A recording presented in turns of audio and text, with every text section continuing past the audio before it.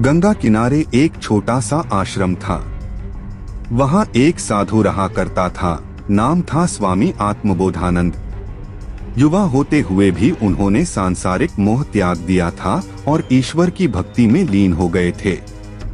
दिन भर ध्यान, जप और गांव वालों की सेवा में लगे रहते। दूर दूर से लोग उनके दर्शन करने आते।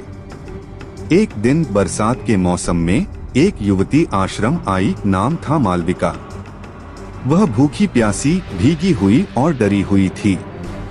साधु ने उसे देखा और करुणा से भर उठे। बेटी, डरो मत, ये आश्रम तुम्हारा भी है। मालविका कुछ दिन आश्रम में रुकी। उसने सफाई की, भोजन बनाया और साधु के प्रवचनों को ध्यान से सुना। धीरे धीरे साधु के मन में कुछ अजीब सा होने लगा। एक बेचैनी, एक हलचल जो तपस्वियों के जीवन में नहीं होनी चाहिए। उन्हें खुद से डर लगने लगा।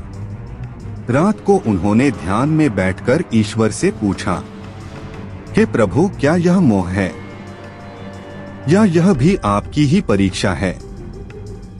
अगले दिन उन्होंने मालविका को बुलाया और कहा, बेटी, तुम्हारा स्थान अब इस आश्रम में नहीं।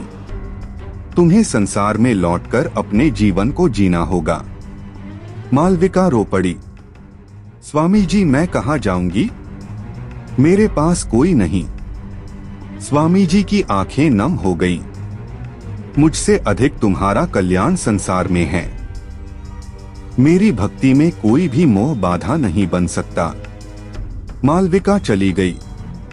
साधु फिर तप में लीन हो गए, लेकिन अब उनके ध्यान में एक चेहरा आता, करुणा से भरा चेहरा, प्रेम से भरा चेहरा।